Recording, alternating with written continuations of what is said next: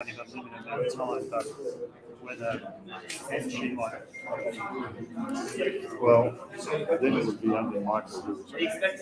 Oh, okay. I wasn't Meryl sure. said that I asked Meryl, and she said she'd prefer not to. Yep.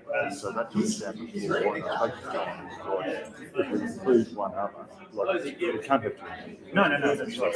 I thought Mike was. No, we only asked, we asked 3 from Surrey and 2 from Hutton.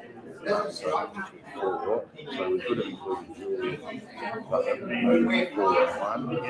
Including Michael. Okay. No worries, that would make one person not included. Good decision, Dad. Friday night, I'll take it. Really pleased I was there. Thanks, Johnny. How are you? Bye, bye.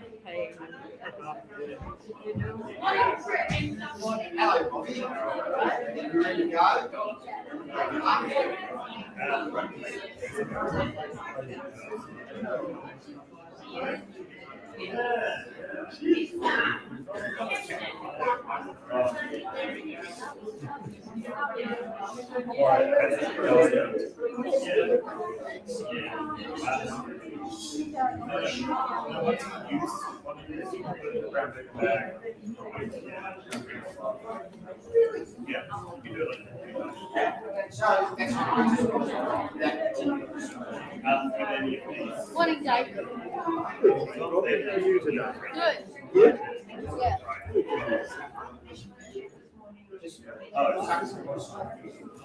Turn it on yet?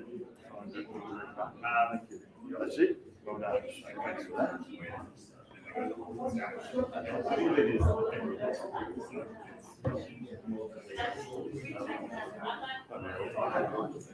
Fair enough.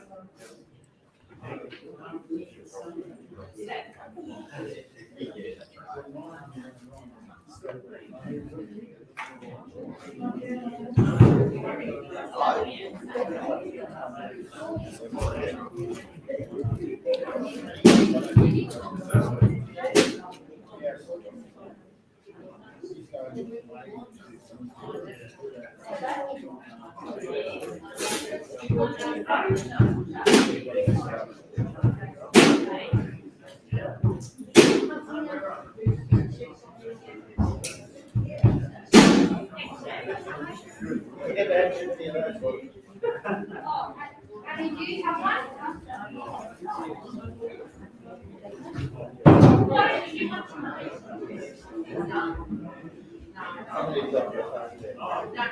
Do you see anyone else who wants to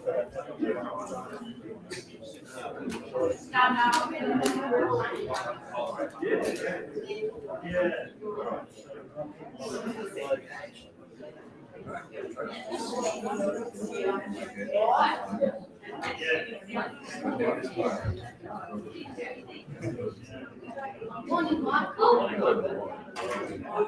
What are you doing? Yeah.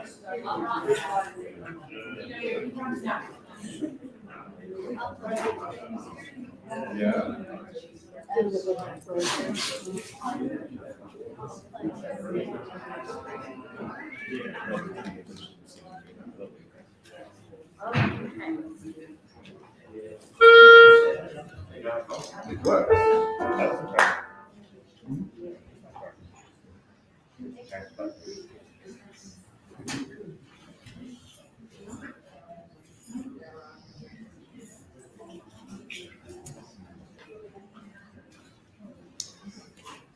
Good morning. Good morning. And welcome to this gathering of the Surrey Hills and HeartWell Churches of Christ. Whether you're joining us online via YouTube, we say good morning to you, or here at the Avenue in Surrey Hills, it's great to have you with us.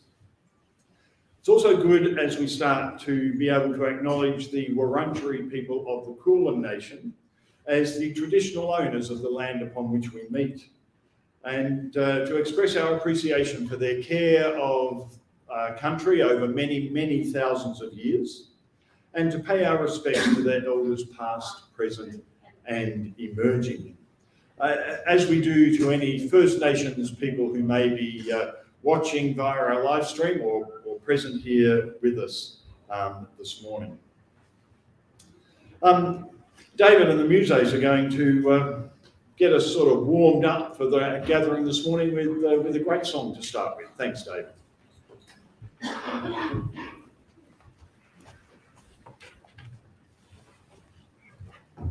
We're going to stand and sing together the song Joyful, Joyful.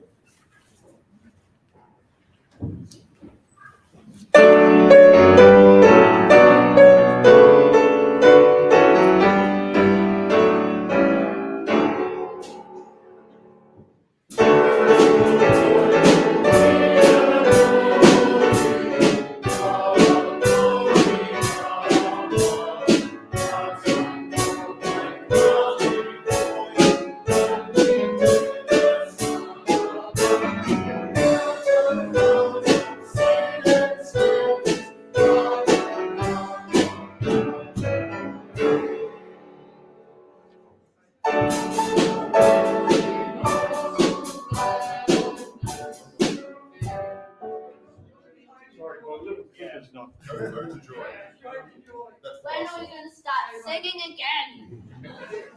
Start again.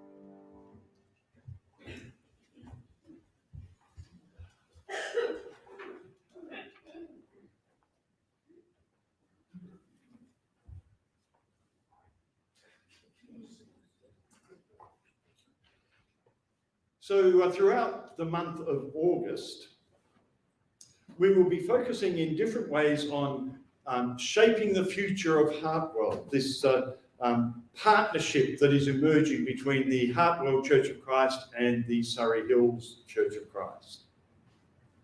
We'll be asking questions like, what's the future of the church generally, and more specifically, what's the future of this community of faith?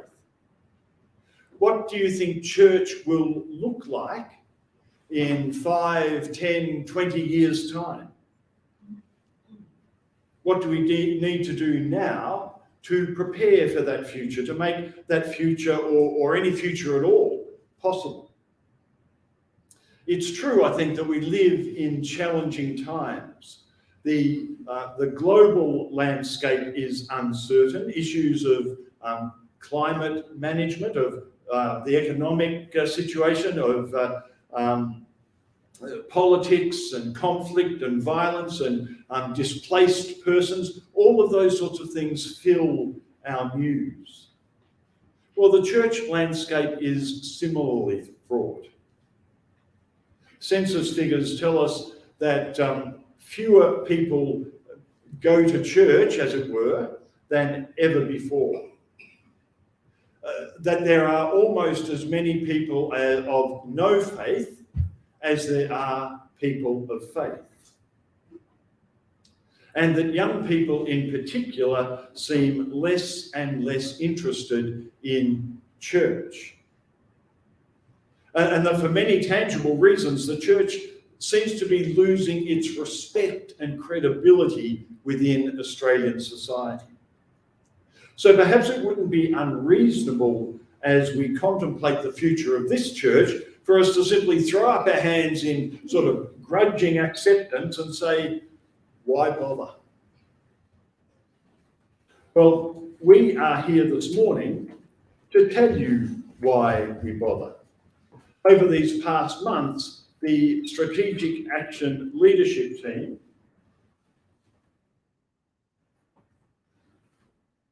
have been reading and discussing and researching about future trends in church and society, and the SALT, as we know them, have hope. They're the members of the SALT listed up there. And we believe that there is hope for the church. And more than that, that the church is part of, perhaps even foundational to, the hope for the future of the world. This is not a naive hope that somehow things will correct themselves, or that a universe which is out of kilter will magically realign itself. And it's certainly not a simplistic hope that God will act miraculously, or that Christian evangelism will win the day and save us. Rather, it's a hope that people of goodwill, people of passion, people who care, will act selflessly and justly to make a difference. I'm not really enamoured of all of the theology of Augustine of Hippo, St. Augustine, but I do like this quote. Hope has two beautiful daughters. Their names are anger and courage.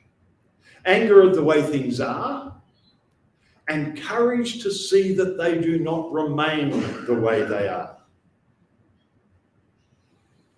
This morning, members of the SALT will share with you some learnings and insights from their research, and some ideas and passions from their conversation as we invite you to share our emerging, although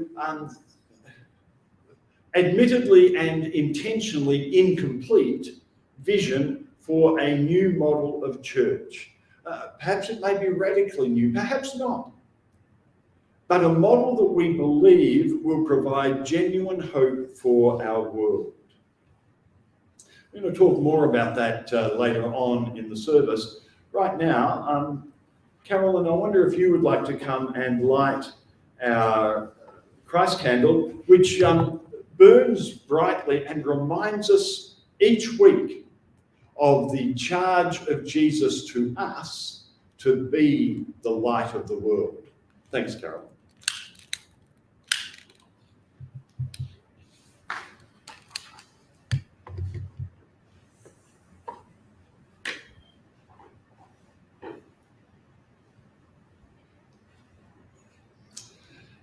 So just a bit of a sort of sidestep, I guess, but it's always good in our gatherings to include the opportunity to share some information about things that are happening for us, things that are going on. The first one I want to point to, and it's a pity Lola isn't here this morning, because one of the things that she has been asking about, and I think no doubt praying about for a long time, has happened. See the stained glass window? It's illuminated again. So please tell Lola it's safe to come back to church. Peter Johnson got up there during the week and did the magic, and it's nice to see it glowing as it should. She would have been here, but they're in lockdown. Sorry? She would have been here, but. That's fine. Yeah, thanks. So there's COVID in the facility. Lola's okay. Yeah. And the other thing I just want to mention, and I'm sure you've all noticed, but just in case you haven't, when you leave this morning, be sure to walk past the little, well, what is now a garden. It used to be a bit of a wasteland. It's now a garden just outside the Pine Street Hall. And Barb Richards has put countless hours into making it look like a garden. And if you feel like paying some homage to the magpies as you walk past, then you're allowed to do that too. So, but Barb, thank you for the wonderful work you've done. As well. Sorry? The Richmond Yeah, I begrudgingly acknowledge that there is a Richmond tree as well. And if you have a particular passion that you would like Barb to include, she's open to ideas. She has pointed out to me, by the way, that the magpies are actually, they have a red eye, so they're actually St Kilda.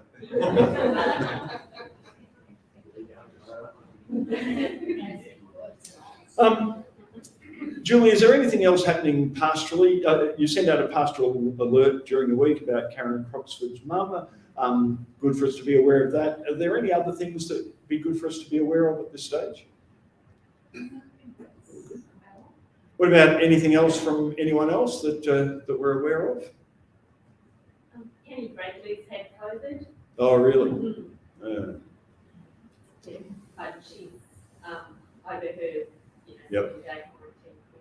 Is she doing okay? There's certainly a lot of it around, and in that context, really appreciate you wearing masks this morning. And obviously, again, as we mentioned last week, being sensible about how we have morning tea together, we're keen to be able to do that, but to be careful as we do so. We'll leave a bucket of limes in the hall for those that like the limes. Bucket of limes. They look like lemons, but they're limes. Excellent, excellent. And we're all thinking of Joe and Emily up to the birth of the second baby. Oh, thank you. So, Yeah. just might want to mention Not till the end of September, 7 but weeks or something now, so yeah. not long to go. Yes, it's very exciting indeed. Bo, you're off to Monash Uni today for an open day. Yeah, hope that goes well. Are you looking at any area in particular? Not yet. Not yet? Keep your options open. Ministry. Broadcasting. Yeah, that's right. And sing some songs. I was going to say, fortunately, they don't have ministry as an option there, so keep away from that one. I'm going to invite us now to do our usual greeting, our passing of the peace, but I want to tell you a story. At Connect during the week, we considered the concept of namaste. So namaste comes out of a Buddhist or Hindu tradition, a bit of a mix of both. And it's a practice where you may have seen people, they tend to put their hands together and just a slight bow to each other. And we talked about the concept and the practice of namaste as being, colloquially, we might say, the holiness in me honours the holiness in you, as a greeting of respect. So it's not just, not just the Aussie, g'day, how you going? It's actually a bit more than that. It's actually honouring the fact that, the Spirit of God in me sees and recognises and respects the Spirit of God in you. And it's a transaction of spirit, if you like, where there is honour and respect paid to each other. And I thought, that's really what we do every morning, every Sunday morning, when we do our greeting. I'm often really a bit less, quite flippant about it. So I'll actually say, why don't we get up and say good day to each other?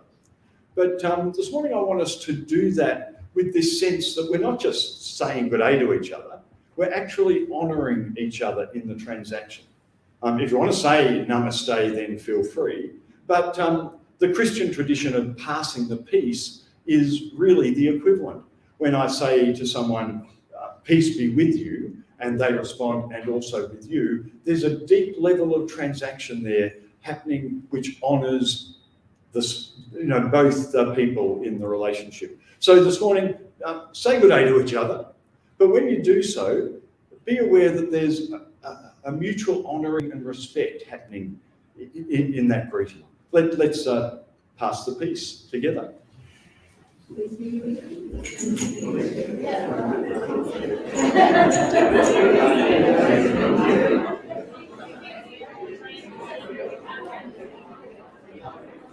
Don't make that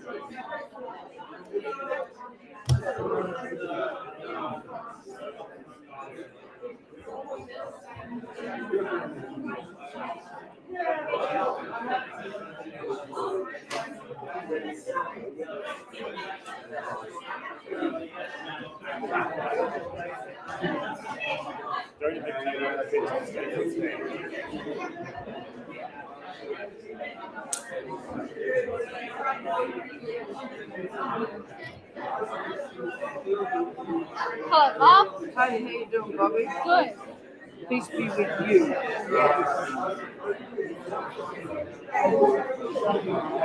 We need to put some more sand in. It's getting too close to the can. If you put them too close, it melts the side. Yeah. But that's all right. Tall one. Why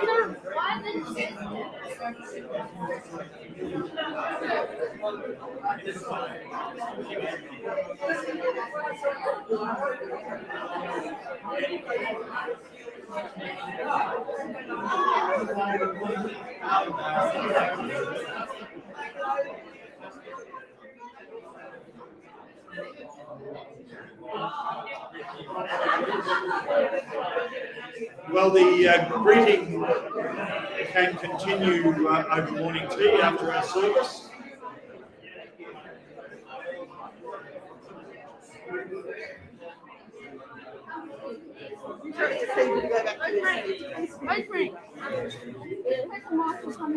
This community time to share is really important dimension of our worship, I think. But unfortunately, it does have to be time constrained. Otherwise, I mean, maybe one day we should just have a gathering where we have freedom to sit and chat and do whatever we like. But, That's called morning tea. morning tea, yeah, that's right. Helen Badcock is going to bring our reading to us this morning, and as she does, I'm going to invite you to listen to it with, well, ears, I guess, but to try and discern what on earth this reading, what it might have to say to us about shaping our future. Thanks, Helen.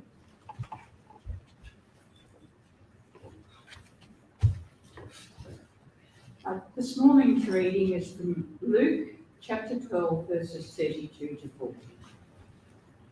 Do not be afraid, flock, for it is your Father's good pleasure to give you the kingdom.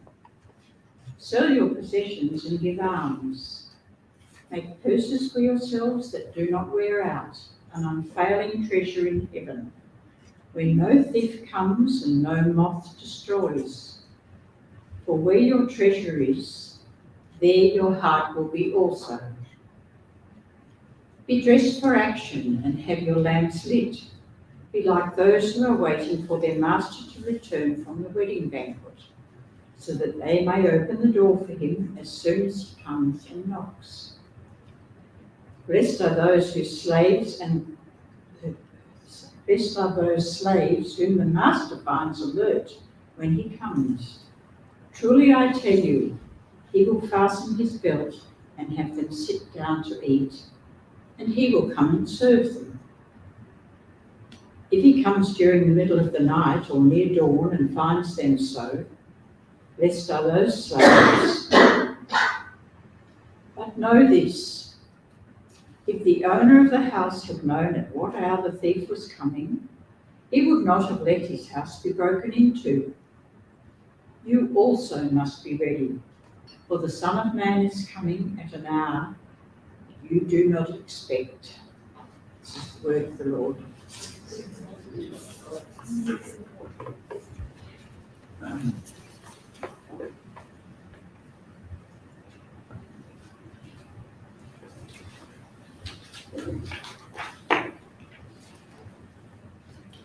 Well, this is the exciting part of the morning, because I'm just going to turn this other microphone on.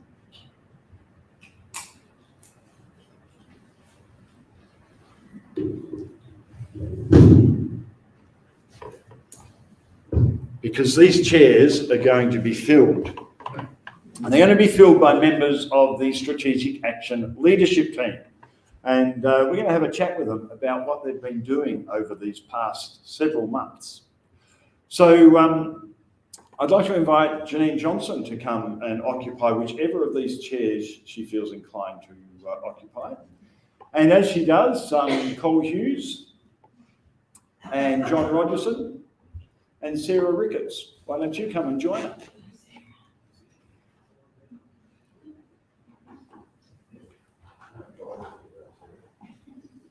Now, there are a couple of microphones there.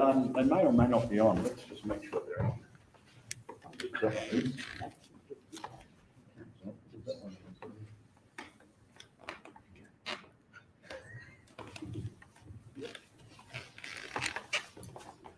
Okay, well, Much better suit. the SALT has met, well, how many times do you reckon the SALT has met? 9. Since 9 times. So the SALT has met together 9 times, a couple of hours at least each time. So that's about 18 or 20 hours of work that the SALT has put in over this, over recent months, which is a pretty good body of work. And I'm really keen to hear from you and for you to talk to us about some of the insights or awarenesses or learnings that you have had as the SALT has been doing its work. Janine, would you like to kick us off and tell us what's an insight or an awareness or a learning or something that you've discovered as the SALT has been doing its stuff? I think part of the learning has been that we're not alone in this process of change and trying to discover what we're on about, how we do what we do going forward. We've visited a number of other faith communities and had a meeting with someone from Burundara Council, and I think there's a general experience of how do we be in the community at this time? Yep. And how do we be in the community in a way that is sustainable, both, I guess, financially, both in terms of our people, and being relevant and looking forward to the future, not just for now, but into the future. Great, thanks. Sarah, you've got the other microphone, so why don't you pick that up? And what's something that you've learned or discovered or become aware of in the process? I think the thing for me is that we realise that it's unlikely that congregations will be able to be large enough to support churches in the future. And so that needs a complete re-looking at how we fund church. And so we've been to a number of places where there's been actually an intentional supply of office space and stuff like that to businesses to make money out of them. And then at the same time, there's a community outreach where they're doing sort of almost wealth distribution. They keep building going, and then they supply space to the community, which builds the community, which is quite radical, but I think that's something I didn't know about at all before going into this process. But a very important dimension, isn't it? Yeah. Thank you. Thanks, Sarah. Cole, pick it up. I guess picking up both what Janine and Sarah have been talking about, one of the places we visited was Ascot Vale Church of Christ, and they're known as Dwell. And we turned up on a Saturday morning, it's bloody cold Saturday morning, and there's a Mooney Valley, they call it Sustainer Valley cooperative, and they were having their monthly market in the sort of front part of the property. And there were people sort of recycling bottle caps and doing all sorts of stuff. And it was just a really good feel. And unfortunately, it was a bit too cold to stay outside. But we met the couple who are sort of the pastors on the leadership team. And just had a fantastic conversation with them. And I think it gave me hope that there's other more progressive communities out there that are really looking to work together and encourage each other. And we learned a lot from that visit. So. Yeah, excellent. Great. So John Rogerson is the convener of the SOL. So he has the task of keeping the meetings moving and facilitating the conversation. John, what have you discovered in the process of the SOL? Well, I think one of the things, I think all of us know how hard it is to keep churches going. And I think what's amazing in the journey that we've been on is just seeing the energy that goes into making churches work well. And the energy that's put into this place and into HeartWell has been amazing to see how you've held that for such a long period of time. I think the other thing I've learned is really appreciated how the mergers happened between HeartWell and the Avenue. We saw some examples of some merger, or one merger in particular, which wasn't great, where they merged 4 churches together and ended still up having every Sunday morning 4 worship services in 4 different locations. And so that's not a merger. So you should be really proud of the way you've done that. The way that you've all worked really close, the way that we've all worked really closely together is something to be really proud about. And it's a really great effort. Yeah, thanks, John. Great observation. Hang on to the microphone because I'm going to let's sort of shift our perspective to the future a bit. What's something that excites you about the future of this place? Maybe it's an idea that's come out of the SOL conversation. Maybe it's something you've seen somewhere else. Or maybe it's just a thought you've had that you'd like to share with us as a bit of a kickstarter or a thought starter. I mean, all of these are just ideas at the moment. There's no real plans. It's just ferment for thought and conversation. John, what's something that has excited you or something that you feel passionate about that you reckon would be good for us to hear? I think the 3 words, I don't know. I think it's actually really important to acknowledge that when we don't know, we don't know. We don't have to make it up. And so I think the thing that sits in behind that is this issue of being experimental with what we want to do. There's no magic bullet here. We haven't got an easy answer to change the church, but we need to try a whole lot of different things. It's very clear that if your focus is around Sunday morning, and that's all your focus is, you're actually not going to last for a long period of time. So we need to try a lot of stuff, and we need to prepare to say, oh, okay, we've learned a lot of stuff from that, but it's actually not going where it needs to go. Let's stop it, and let's try something else.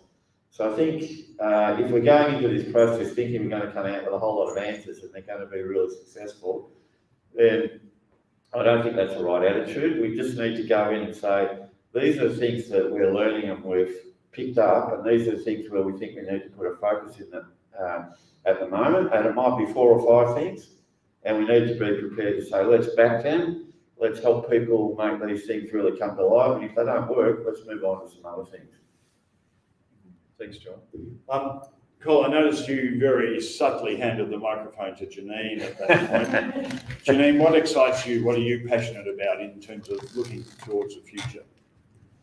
One of the things that was mentioned in the conversation with the folk at Well Church was something about their DNA, and that really resonated with me. And it's probably another word for thinking around your, what you want to look like, or what is your passion, where is your treasure, what fires you up, but they use the word DNA. So thinking about that, I thought, what is our individual DNA? What's in our DNA? What can we bring to the community, our community, whatever that looks like? And also what's in our DNA as HeartWell and Surrey that we bring to this new organism as a coming together. So one of the things was, I was thinking about Surrey, and it's got to do with motivation, and DNA also is our heritage. So I think that sense of openness and welcome and exploration of faith and belief is something that's in our DNA, and I think that's something to treasure and to take into the future. So in terms of, you know, that connect is another gathering that we have that is not Sunday mornings, that is an important aspect of our community life. So, yeah, I don't know where I'm going with that. No, that's a great observation, I think, because what I hear you saying is we don't have to be other than who and what we are. That's and in the mix of all of that, we will discover the future that God opens up to us. That we can only be who we are, and that's terrific because we've got a lot to offer as individuals and as a community. Excellent. Thanks, Janine. Sarah, how about you? What gets you excited about the future of this place? Pretty much what you've been saying. I think the fact that we had the meetings where we put down things that we think constitute that DNA, and pretty much both congregations have got the same profile, if you like. We're in a family group where we're closely knit together by virtue of that. And I think the other idea that's come out as we've been going along this way is that the thing that you choose to do has got to be the thing that you're most passionate about, that will have the most energy, will actually feed you at the same time as feeding someone else. And that's the critical thing to put.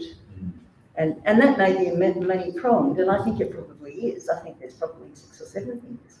And maybe what we do is audition them and just see which is the one that runs, like do it as a true experiment, as John was saying. Yeah, there aren't any answers, there are only questions, and living in the questions is the best spot to be. That's my take out. Thank you. Col, what gets your wheels spinning? Yeah, I think authenticity is really important as we think about where to from here. I really like you could call them values that we're coalescing around. So spirituality, well-being, and action. I really resonate with those 3 concepts, and so there's that one page that's out in the foyer there, and yeah, some of the discussions that we've been having around what does that look like moving forward, and I'm really excited about how that resonates with us, and I think it does reflect our DNA. Excellent. There are 3 people who are members of the SALT who are not, we only have 4 chairs out here, obviously. So Julie and Mike and Meryl are also part of the SALT. And you, David. Sorry? You too. And me, but I get a chance to say plenty. So, so I just thought if any of you would like to add anything, either in terms of discovery or excitement, love to hear from you.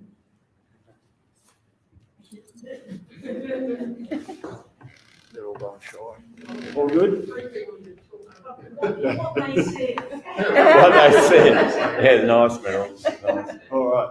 Well, just to round off, just to finish off, the SALT is doing a great job, and you've got a bit of a glimpse into some of the conversation that happens around the SALT. They're energised conversations, but it's not a closed process.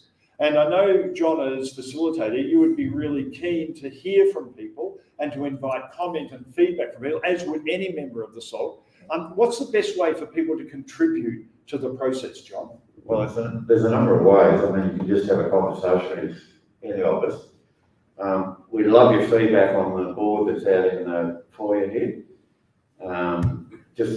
We'd love you to write all over it telling us what you think. And then in a couple of weeks, we're going to have another session, and we're going to have a couple of guest speakers, and then we're going to ask you some questions back. So we can't do this on our own, and really, as Sarah said, we're trying to live in the questions that are coming up around the future of the church. So we'd love to hear what you've got to say about that as well. Excellent. Thank you all very much, and thanks to all members of the SOT for the work that they're doing on our behalf. And yes, stay tuned for more, because there's some exciting stuff going to happen. David and Musos, you're going to lead us in a song before Col Hughes comes to lead us in communion.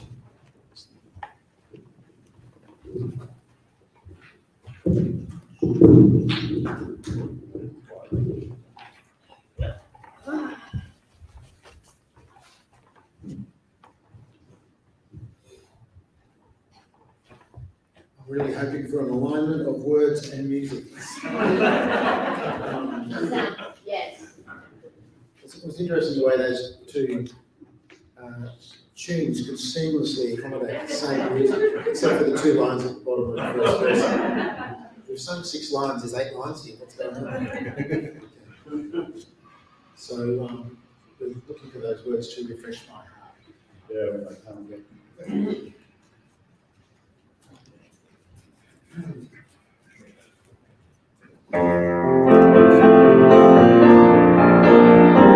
Stay seated.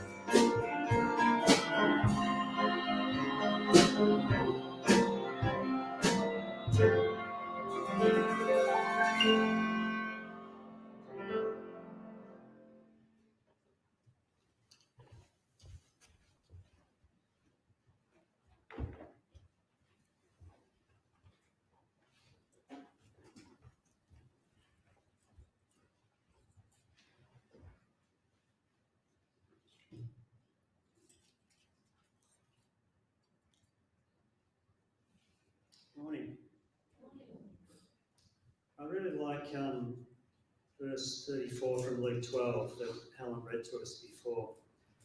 For where your treasure is, there your heart will be also. And yeah, as we shared just earlier about the work that the SOT's doing, it really is about reflecting what's on our heart as a community in terms of what we want to do in the community. And if we think about Jesus and his teachings and his life, it's pretty obvious that people were at the centre of his heart.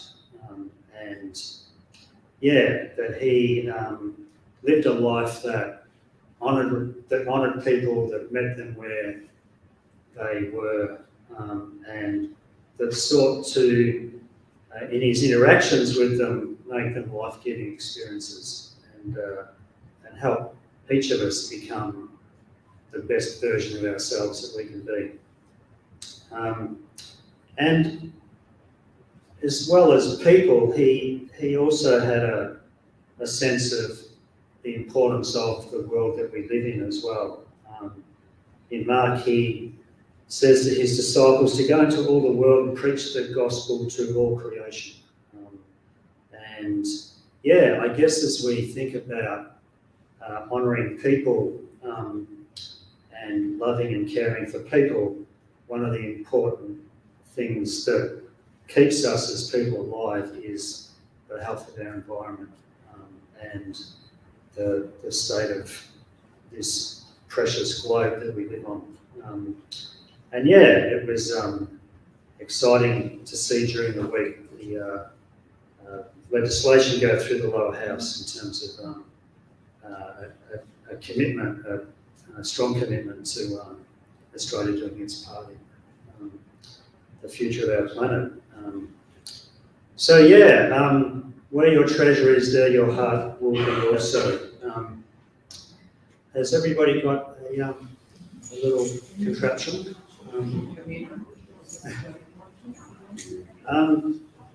So I'll read out the verses from 1 Corinthians, and then perhaps we can share the piece of bread together, and then drink from the cup together. The Lord Jesus, on the night when he was betrayed, took a loaf of bread, and when he had given thanks, he broke it and said, "This is my body that is for you. Do this in remembrance of me."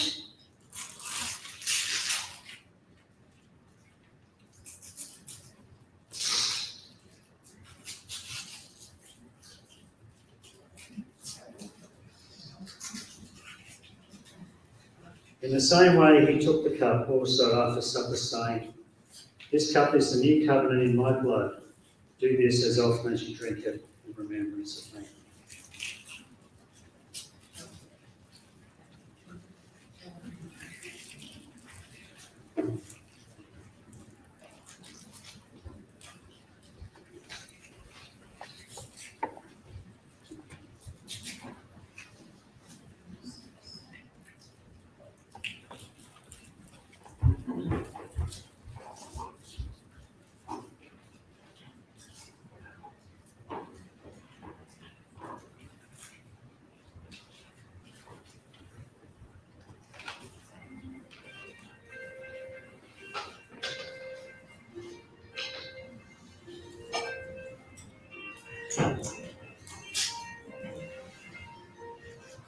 Seem to have a soundtrack. Always wanted that theme music. This is a prayer that I found, and I'm searching for a pastoral prayer for the future of the community. And this is by Jason Goronsky, who's a lecturer, I think, at Ricketts College. And it's called a prayer for the future of a local community, a local church. Gracious God, persevering through the years, persevering to the end, as we face the future as a community of your people in this place, may we know afresh your faithful love and see afresh your loving faithfulness. May it be these, may it be you, for whom we yearn in every season. May it be your words of life for which we listen and by which alone we live. Wind of God, entirely at home in this world, entirely at home here in this place, among us. You blow the world out of nothing into abundance. You blow the church out of hurt and despair into healing and fresh expressions of faith. You blow to make things new that never were. Breath of God, rush us beyond ourselves. Rush us beyond our hopes. Rush us to follow Jesus wherever he may be found in this unstable world and its uncertain future. Rush us to hold firmly what is too fragile on its own. Rush us beyond our fears until we enact your newness in the world. Come, come, breath of God. With lightly held reverence for our past and with hearts of true flesh, help us with courage and wisdom and freedom to welcome and to pursue and to participate in the new things you are doing in and around and despite us and beyond. Continue to raise up leaders who will serve your people with humility and with deep humanity bear witness to your good news. May we dare to dream and to risk what we have never imagined. Free, unencumbered, joyous, just, obedient. And along the way, save us from empty slogans, from senseless controversies, and from the delusion that we are at the centre of your work around here. God before and God behind, for all that has been, thanks, and for all that will be, yes. We pray in the name of Jesus, in whom we see you a little more fully and ourselves a little more clearly. Amen. Amen.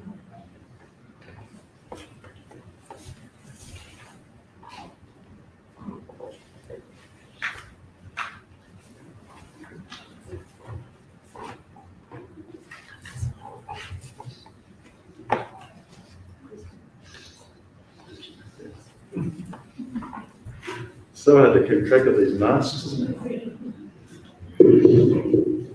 I want to crave your indulgence. We're close to finish, but I wanted to just share a bit of a reflection with you about that passage that Helen read. I must admit it was tempting to change the reading.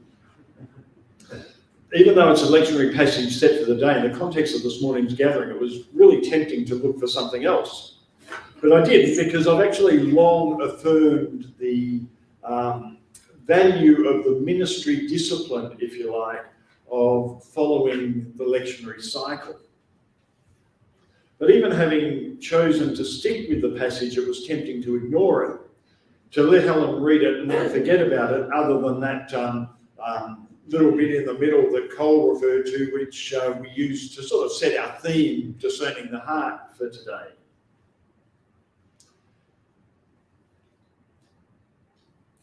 It's one of those things I don't have confidence that the clicker's working. I have to turn around and look every time. It's a bit of a pain.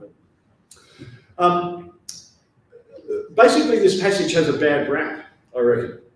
We tend to read it and hear it through the lens of fear and judgment, do we not? Be ready, be watchful, because sooner or later God's going to turn up and call us to account. Call us to account for the mess that we've made of our lives and of the world, if you like. So we better watch out, because God is out to get us. Heard in that way, the passage carries connotations of threat and of punishment, of impending doom. But why do we read it through that lens? Well, because we've been conditioned to do so by the history and theology of the church.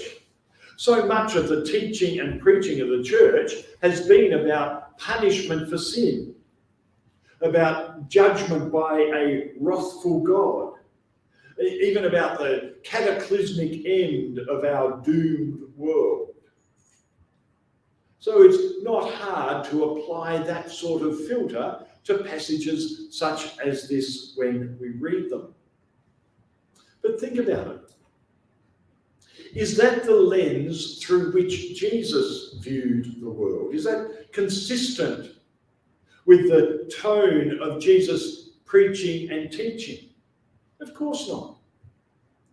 So how would it change our reading of this story if we were to apply the lens of hope and hospitality that is much more consistent with the worldview of Jesus?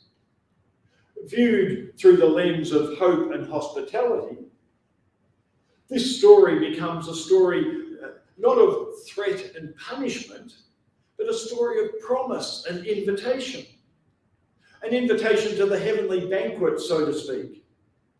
A promise that despite all the imperfections and all the messiness in our lives and in our world, imperfections and messiness of which we are all too aware, despite all of that, the Son of Man, a generic term for the human community more than a specific reference or title of Jesus, the Son of Man will, at the time we least expect, throw open the door and welcome all people in. The deserving, whoever they may be, and the undeserving. And I guess that's me. This story, you see, invites a change of perspective, a change from fear to security, from judgment to hospitality, from despair to hope. And in that invitation, that promise is the hope for the salvation of the world. When Jesus says, sell your possessions and give alms, he's not necessarily talking about the literal sale of our goods and chattels, although that may well be part of it. Rather, he's pointing to a shift in our priorities, a refocusing of our energies. Are we willing to embrace the change to which Jesus points us in this passage? Are we willing to let go of some of our traditional patterns and our customary practices and our comfortable trappings? Are we prepared, alert, watching for the moment when opportunity knocks and flings the door wide open? The emergence of the HeartWell community, HeartWell, this growing and exciting partnership between the HeartWell and Surrey Hills Churches of Christ, presents a moment in time for us to shape our future, to fashion a new start, to begin a new movement. Not forgetting our past, but building upon it. Carrying forward the values and the qualities that have been foundational to our communities, but not being bound to formulaic patterns or archaic practices that may not serve the emerging community. Dare we? Dare we step boldly into this future? Dare we let go of our possessions and run through the door that Jesus has opened for us? Who knows where that may take us? While we may have a strategic plan, it won't be a firm blueprint. It will be more like a rough mud map. But we will have the foundations of our past, the dreams of our future, and the gifts and abilities, the promptings and the passions of our present. And they will sustain us. They will guide us. Using the image of a bridge to illustrate the church's journey from the past to the future, Canadian church consultant Alan Roxburgh talks about building the bridge as we walk on it. That's what we're doing. That's the journey we're on. And over the coming weeks, we're going to invite you to walk with us onto this bridge, to help shape the bridge, to run with us through the open door into the exciting, perhaps slightly scary, but overwhelmingly hopeful future that we are discovering together. if you can carry that image of us as a community of people standing on a bridge and building it as we walk on it, that's what we are on about with the strategic planning process and with the site. I want to leave you with a blessing from Jan Richardson, and then David's going to come and share with us or lead us in our final song, and then Bobby will lead our benediction for us again, our blessing for us again, I hope. Is that all right, Bobby? Thank you. In between those, I'm going to throw up a slide about next Sunday, so you'll get a bit of a glimpse of what we have planned for next Sunday, which I might say we will have a guest speaker with us next Sunday, who's here not because he's famous, but because his father is well known. Go figure. Some of you will know his father. You'll see the slide when it comes up. I want to leave you with this blessing from Jan Richardson. May you begin, beloved of God, to laugh, to see, to build new bridges, and to dream new dreams. Amen. Thanks, David.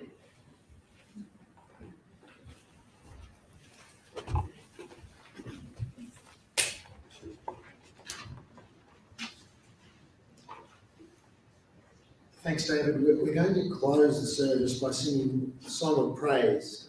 Praise with joy, the world's creator. I know there are some of us who sometimes have difficulty with these praise the Almighty type songs, but I was struck by the words, some of the words in Sarah's pastoral prayer. I think there was something about God free us from the delusion that we are at the centre of everything that's going on around here. It's a nice idea, and we're going to praise here the great forces that, as the words show us, do wonderful things. So let's stand and sing Praise with Joy, the world's creator.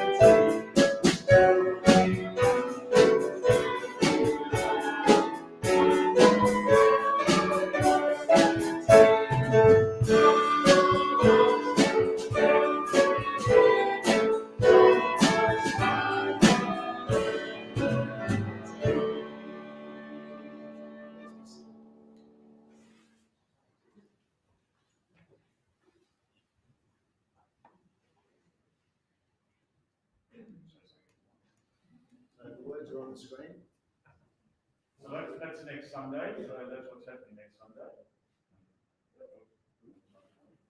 Yeah, and Bobby, over to you.